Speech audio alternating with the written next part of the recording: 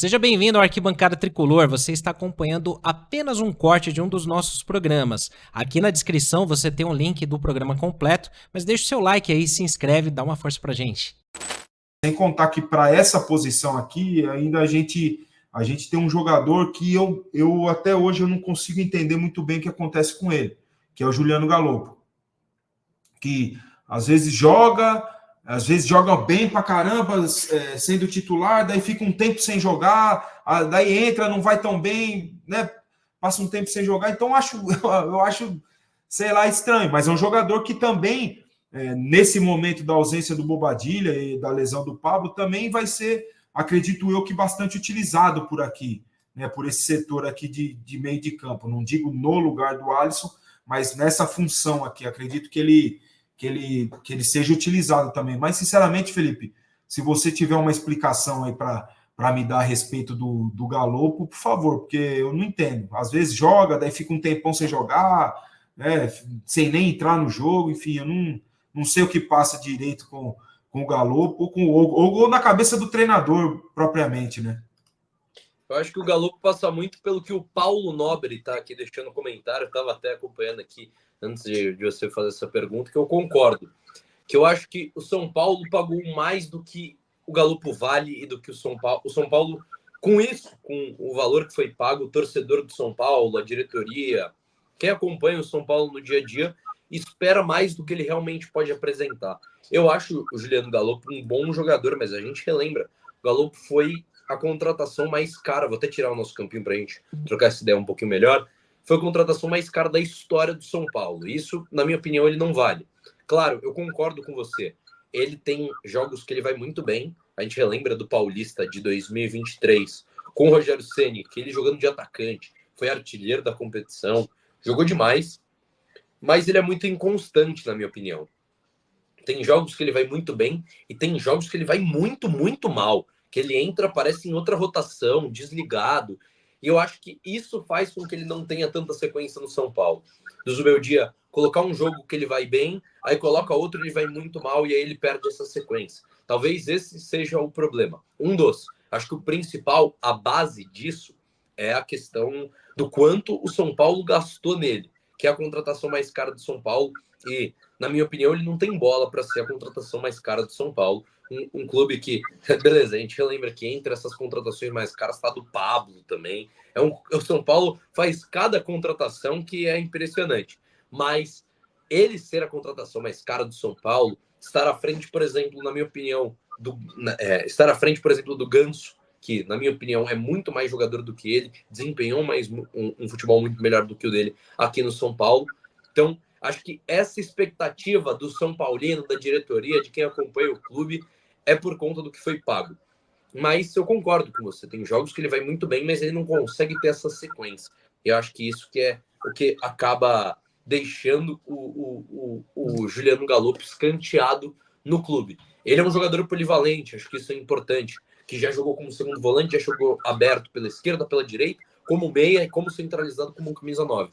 Acho que isso é muito importante. A gente tem o São Paulo ter um jogador desse que pode fazer muitas funções, mas acho que isso de não ter tanta sequência, de não conseguir desempenhar um bom futebol em jogos em sequência, acho que isso deixa ele um pouco escanteado no São Paulo. Renan, até o pessoal tá. Pode falar, pode falar. Deixa eu só te falar uma coisa em relação a isso. Você fala que é um jogador versátil, isso e aquilo. Uma vez eu vi uma história no São Paulo que é a seguinte: muitas vezes quem faz muita coisa acaba que não faz nada, né? Isso aconteceu com o que eu vejo com um dos melhores jogadores dos últimos anos do São Paulo, que é o Hernanes.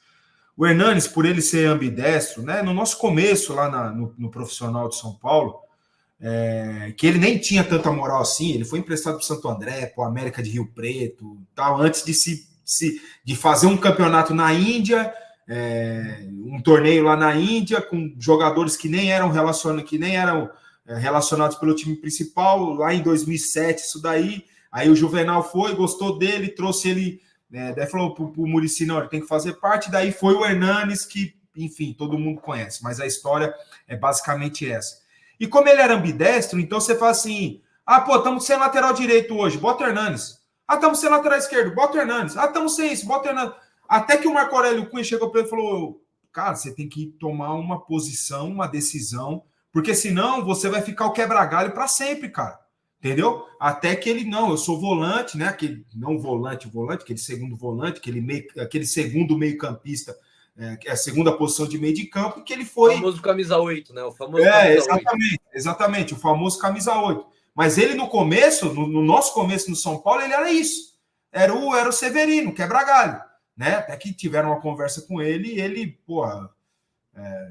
ele mudou a história dele e a gente sabia que ele tinha qualidade para isso.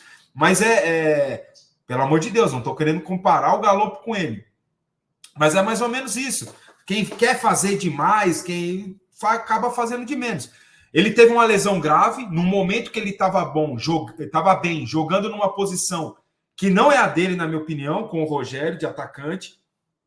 Né? Então, isso tem um agravante na trajetória dele, na história dele pelo São Paulo, né? Isso é muito relevante. Eu já tive a mesma lesão que ele e eu sei da dificuldade que é essa lesão, a volta dessa lesão de lembrar dói.